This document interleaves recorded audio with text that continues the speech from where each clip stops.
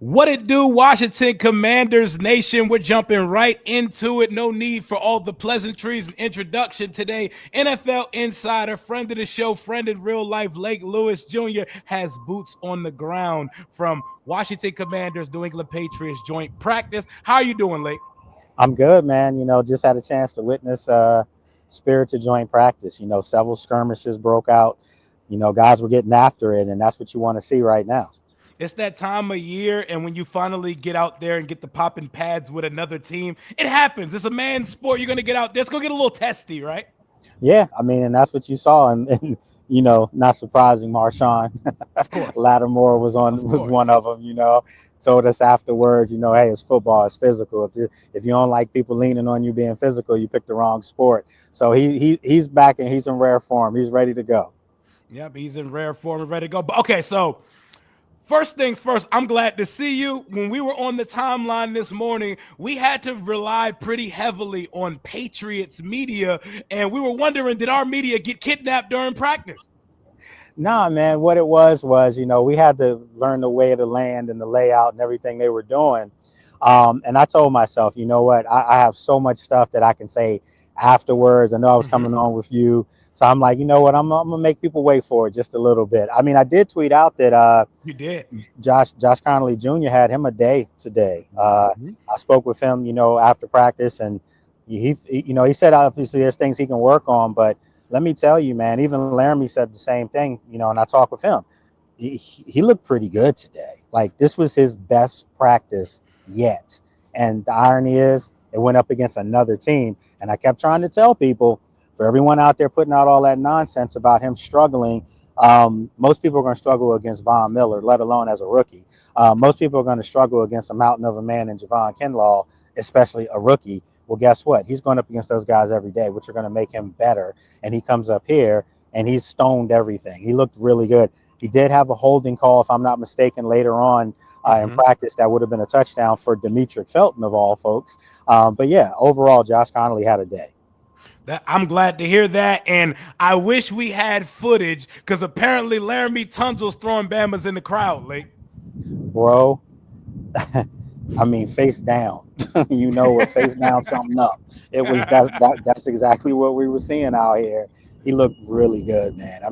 One of the first plays, the play was over, and he's still driving a guy onto the Washington's bench, as far as on the sidelines, driving him over there. Then a little altercation broke out because of that. But yeah, man, he was a tone setter, and that's exactly what he was brought to do. Hell yeah, man. I love to hear that. So I love to hear that the offensive line looked good. When you see the overwhelming Patriots dominant media tweets, it looks like the Patriots absolutely whooped our ass at practice today. Not that we're counting who won or lost the practice. Was it to the degree that we're seeing on the timeline, Lee? They're going to say that they're here in the building. It was all Patriots fans here. They've been great to us too, by the way. Great to me. Met somebody from Bowie, here, by the way. But no, I think defensively, Washington struggled. They did. I'm just going to come out and say what was the obvious thing. Individuals made plays. Percy Butler had a day today. So some of the younger guys, Tyler Owens had a really good day.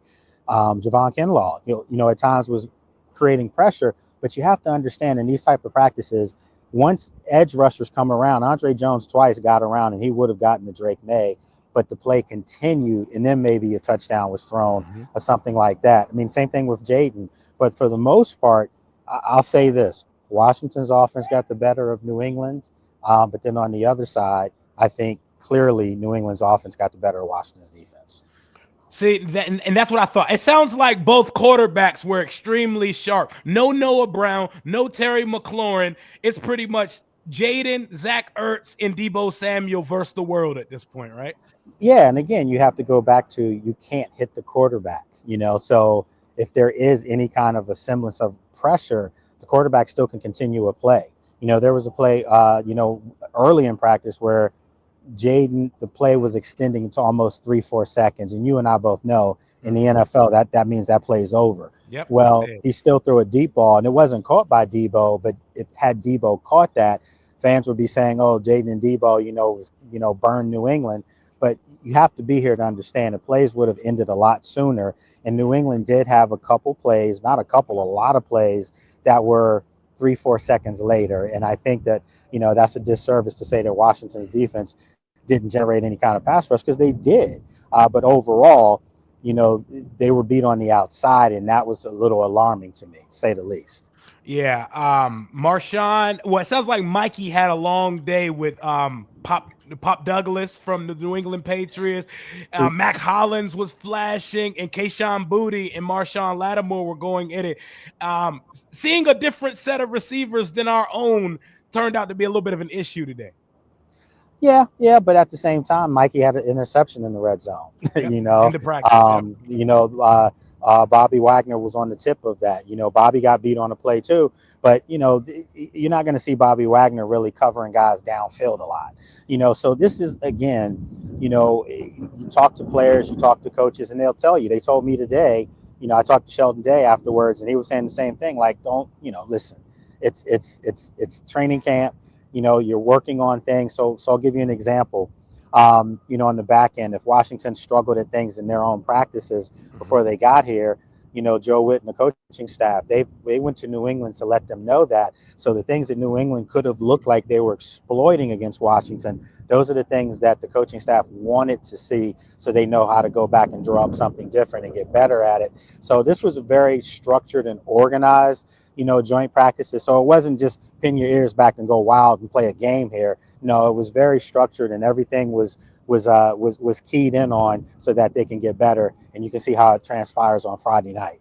So it's crazy. We go through these joint practices and stuff. We don't even really have to touch that much on the starting quarterback, because we just know he's that guy. But in the little bit that we heard about Jaden today, he looked pretty sharp, and it only seems surprising to Patriots media. Oh, he gets through all of his reads. It looks very easy for. It's only a surprise to people outside of here. It really is, man. I talked to a guy up here that's from the area, from back in DC, and covers the Patriots, and he was like, "Damn, he looks really good." And I told him, I'm like, you're just now figuring it out. I think a lot of people who didn't see him, may have thought maybe it was a hype train, but you see him up close in person, and make no mistake about it, that was the best player on the field today. Make no mistake about it. In a limited time, he was the best player on the field. Did whatever he wanted to. He just always looked like he was in command. No pun intended. So much that he was the star. There was a good portion of joint practice where he was on the Patriots sideline talking with their folks.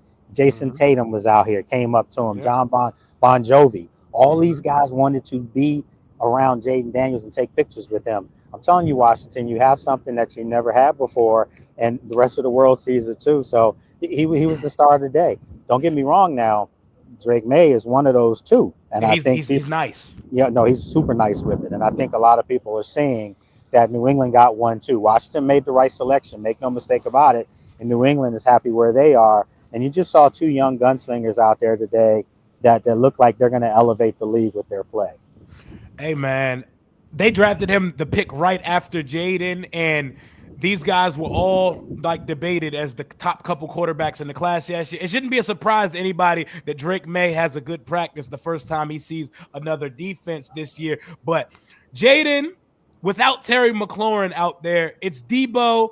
Noah Brown's out, so we got Luke McCaffrey, Chris Moore, and Ja'Cory Brooks out there catching passes. From what we've seen and heard through training camp and today, a lot of bad, more so than good, happens when Jaden's throwing it to these other guys. Tell me about the receivers today. Yeah, it was a lot of drops. Ja'Cory Brooks did have a really nice one-hand catch, in the end zone, an exceptional play. But some of the other guys, they weren't as consistent as, say, like Debo or, Zach Ertz, to me, had the best day outside of Jaden. Literally. I mean, he was unstoppable. Anytime Jaden wanted a pass to be completed underneath, Zach Ertz was there, and there were tight windows. But, yeah, on the outside, I think, we know about Jalen Lane and what he can do, and he did okay today. He did. Nothing that just jumped off the charts, but he looked solid. Debo looked like Debo. He looked really good.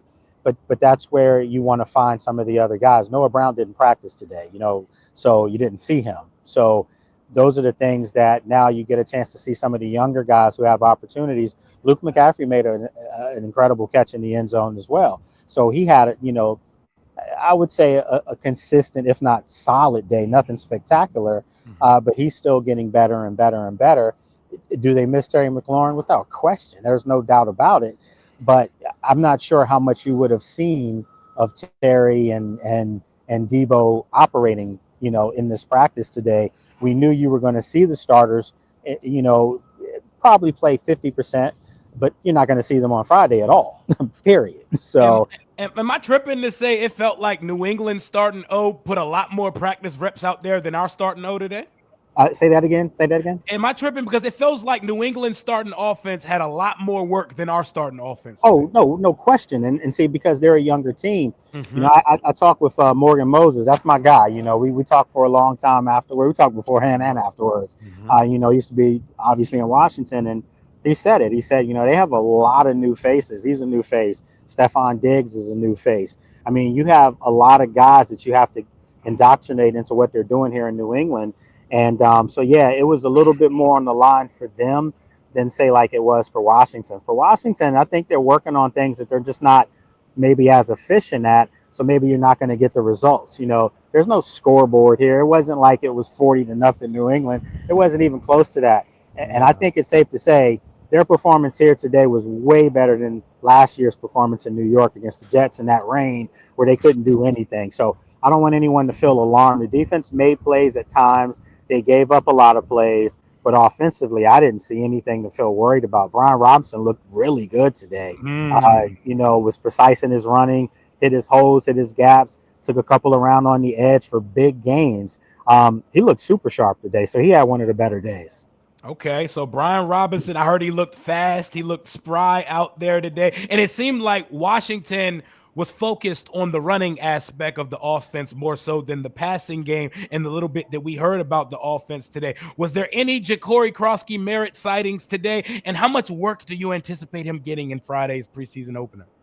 Oh, yeah, he flashed today. He made a couple nice runs, just to show you the speed. He looks good, man. He looks like a young back that figures to be, a key part of some things they're going to do offensively, not before Brian, though. And I don't want people to think that he's taking Brian Robinson's job. That's not happening, folks. So stop dreaming that. But will he take some carries from Brian? Absolutely, because he's a talent, and you always want to get your talents on the field, and he's got that unique speed. I think you're going to see a lot of him on Friday, a whole lot, if at all. I don't know if you're going to see Brian, but I know for certain you're going to see a lot of Ja'Cory. Yeah, we're not seeing Jaden Daniels. We should not see Jaden Daniels on Friday. It's going to be the Sam Hartman and Josh Johnson show. Who do you feel like starter-wise Washington should even be playing in this game Friday? That's a great question. It's the first preseason game, and you're coming off a joint practice against this team.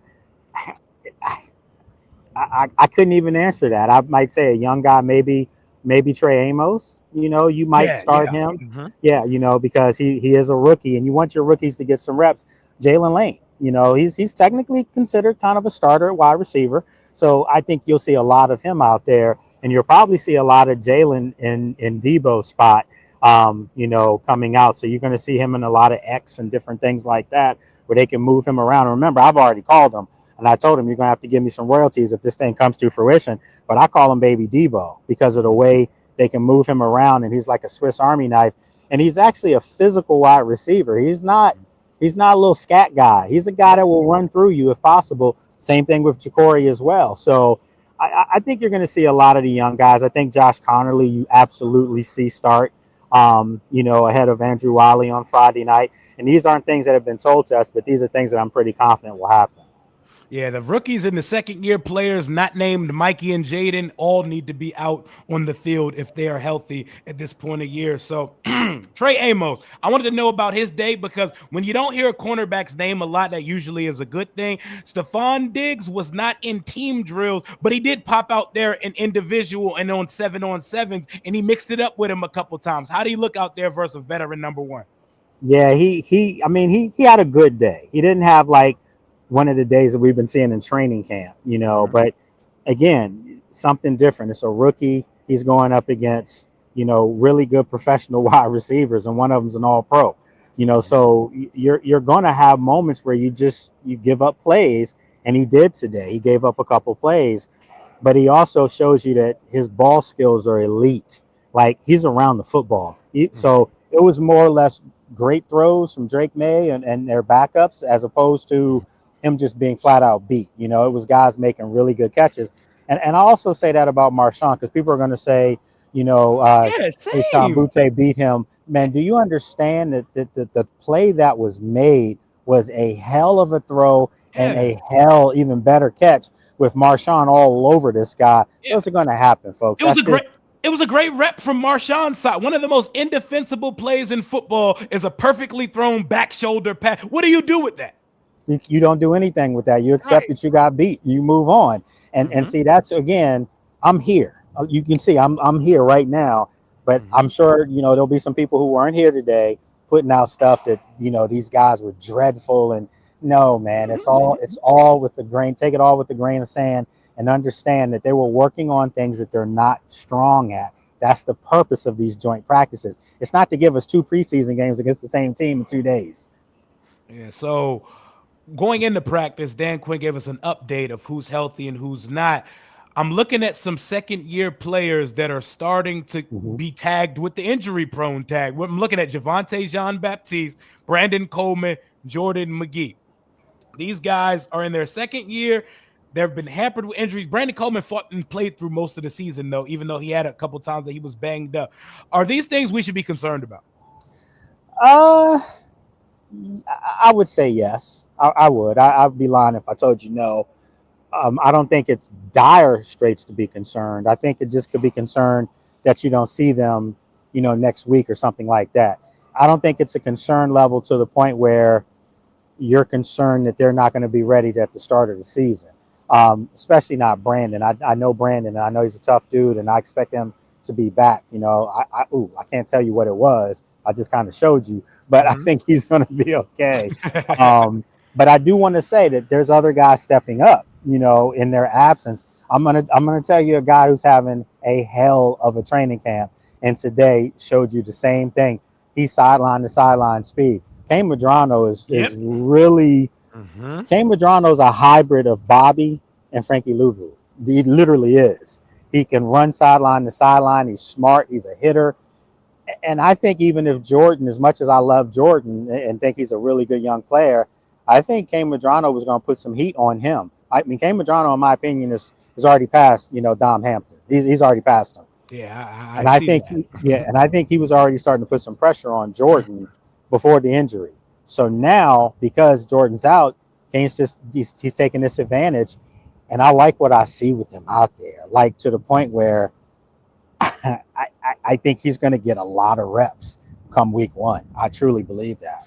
I can see it, man. And I tweeted earlier Jordan McGee and Dominique Hampton about to find their way off that injury report because Kane Madrano's coming to take both of their spots. And He if that's literally not the is. case, he may have a safety body, but he seems to have very good linebacker instinct, and he's faster than everyone else in the room. Oh yeah, no, make no mistake about it, man. He's not hiding, and I'm excited about it. I really am. I think this guy has a great future, a bright future in Washington. He's just a ridiculous athlete, and he's a guy that does his film study, and they're trying to find out. I'm going to borrow one from a little sis Candy Waller. We talked about it before. They're trying to find out who can be Bobby, and I don't necessarily mean from the physical side, but from the mental side. And I know that this guy's really embraced Bobby and trying to be a sponge, as well as Jordan as well. So when you got a Hall of Famer in front of you and you're a rookie or a second year player, you soak it all up. And I think his game is starting to show. The speed of the game is slowing down considerably. And what I saw in Ashburn, I saw up here at Foxborough. So I'm excited about him. I mean, he's one of the young guys I'm extremely excited about. Someone we championed a lot during the draft season between the both of us. Someone we wanted here in Washington. Travion Henderson was on that opposite sideline today. What'd you see from him in practice? I didn't see a whole lot. Because New England was picking apart the secondary. They really were. They were just, they were passing the ball, but everything was scripted for them as well. I didn't see a whole lot of Travion, to be honest with you. So I couldn't really comment on that. And that's a good thing because I don't think Washington's defense was put together to be ran on, and they really weren't today. So that's the good thing, is that exactly what their Achilles heel was last year. You didn't really see it killing them, so to speak, today. On the flip side, Washington was running the ball at will against New England's defense.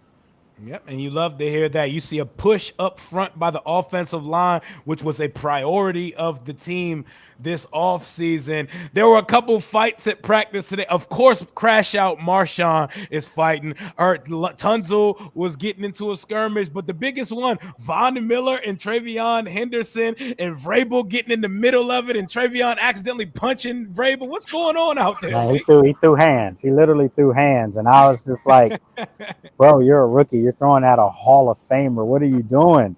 Yeah, Mabel got in to break it up, but it was heated, man. There were several skirmishes out there, and I mean like real, like let's go, let's do this. But that's what you expect. It's the first time, like I said, they're going up against guys from another team, and you don't want to fight your brothers, on your team. So now you're letting some of the frustration out. And again, these are the dog days. It was beautiful weather up here. It was like, when we came out to practice, it was like almost like 70, if 70. But by the time the day ended, it had gotten up. It was like in the high 70s, felt like 80 because it was kind of humid out here. And guys were just, they were a little testy. But, I mean, that's what you wanted this time of year. I'd rather have a guy being testy and not accepting getting beat than not doing anything about somebody handing them his job, Oh yeah, I know, Lake. It feels good to be out there. It's not disgustingly hot. You're at a nice practice facility, a bunch of fans there. What was the overall energy and atmosphere like today? It was not as loud as Ashburn. I'm gonna say that. Mm. It wasn't as loud. They more reacted when things happened. So if there was like, a would be pass interference, you may have heard them making noise then, or if a big play was made. But overall, I thought it was very quiet and subdued and very chill, laid back. I definitely think the atmospheres in Ashburn were, if not equal, better as far as energy. Yeah, my buddy asked how the D line look. You shouted out Kinlaw. You said Kinlaw was flashing. How about Johnny New and Deron Payne? I seen on the play during goal line, they gave up a pretty easy rushing touchdown to Drake May, who's a very mobile quarterback, by the way. See, How did the D line as a whole look? yeah, but see, that's the thing. Like they couldn't hit him, so Exactly. it's hard to, as a D lineman, you're not taught to go to somebody and hold them up. Mm-hmm. They're probably like, if I can't touch him, I'm not going to touch him, period. Right. And that's kind of what you saw there. They got moved on, though. They did. I want to see a better effort from the defense come Friday. Whether starters or backups or third stringers, I want to see a better effort because it did seem like on the other field, the field, you don't see it, but it's another field that literally they were tackling hard against Washington's offense. So it seemed like Washington's offense against New England's defense was much more physical matchups than it was on the other side. And I don't know if that was scheme. I don't know if that was, a decision made with the coaches to do that, or if it was a lack of effort. But clearly, I don't think Washington's defense was they weren't as energetic as the offense was. Off the edge, who stood out to you the most out of our edge group? Andre Jones Jr. Today, I think, stood out. He had a really good day. Again, Javon Kinlaw was there at times. Dietrich Wise, was there a couple times as well. So, it was ebbs and flows. It's hard to say, like, the one guy that did it. But I know when I was paying attention, because both were going on at the same time. New England's offense against Washington's defense was happening the same time. Washington's offense was going up against New England's defense. So, you're like looking at both fields at the same time. So maybe I missed a couple things, but I do know from what I saw, I like what I saw from Andre Jones Jr. His bend was there, and his motor was there as well. Love to hear that because Andre Jones is definitely someone that gets forgotten about during the process of talking about our edge room. Anything from Will Harris and Quan Martin against the starter group? Because we keep hearing how Drake May pretty much had his way in the passing game most of the day. Was that mostly due to corners? What did the safety help over the top look like today? Yeah, it was. They really weren't tested too much with that. It just seemed like a lot of it was targeting the linebackers and coverage. And let's face it, Frankie Louvu is a guy that likes to play downhill.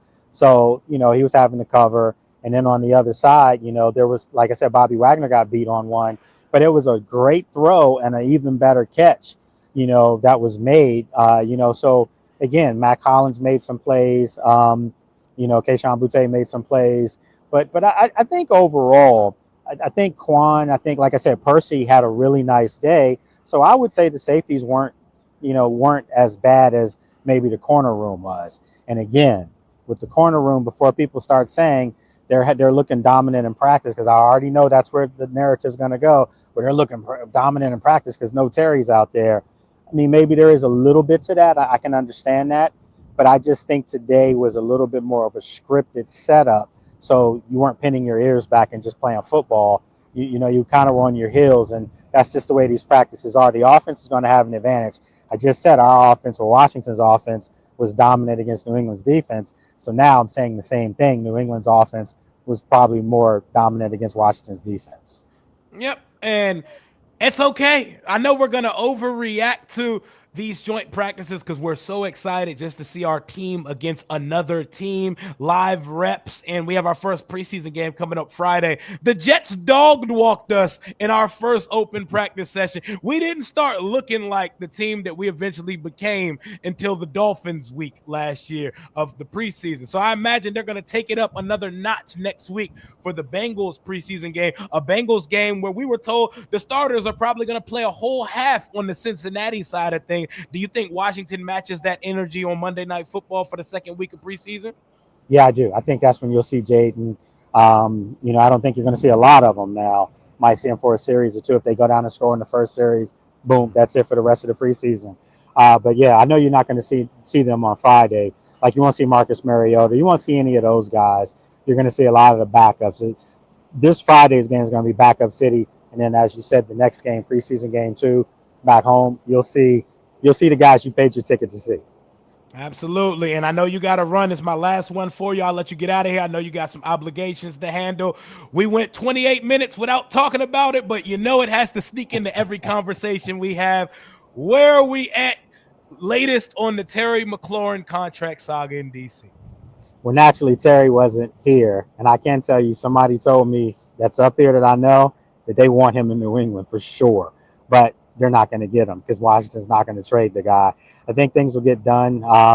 It's probably going to be a little bit later on in the month, so it won't be like right away. They need him. They do. There's no question about that. But guess what? He needs Washington as well. He's home right now, wishing he could be out with his teammates, I'm sure. So the money and everything will take care of itself. I think Washington's probably going to have to go up to maybe 30. And I think he's going to have to come down to 30, and I think they can get this thing done and everybody can move forward and this team can try to chase the Super Bowl that I think they're capable of getting. But they need him in order to do that. And I think they know that. I think today kind of, maybe proved a little bit as far as you have some nice weapons. But if you bring your ultimate weapon back to go with these guys, it just opens up things even more for everyone. So no talk. They were up here to play football. So it wasn't about Terry or anything like that. I haven't heard anything from any of my folks as far as anything heating up. Like I said, I was told by someone that I know here in New England that covers the team that they do want him, and there were some calls made, several of them, but I don't think anything will get done. Yeah, you can want as much things as you want in life, bro. It don't always work like that. Y'all are not getting Terry McLaurin. I'm thinking we're staring at like an August 31st, September 1st signing for Terry. Welcome back. It's week 1. Let's game prep.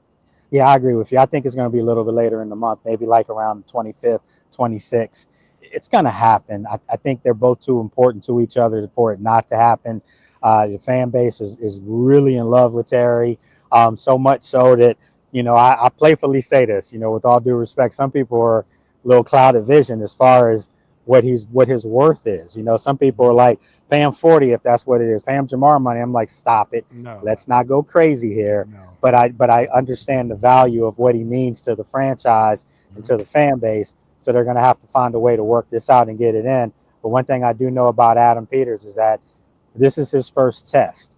And I think he wants to stick to his analytics and belief, regardless of who it is, because that's the way they're going to have to run this team going forward, because they're so far ahead of schedule that they have a lot of players that they're going to have to take care of in the immediate future. So you can't break the bank just for one guy and set yourself back to lose some other important pieces. And I think Terry understands that too, and it's going to get done.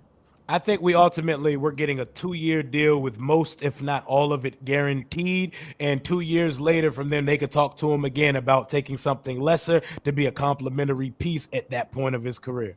Yep, it could be. Could be. We'll see.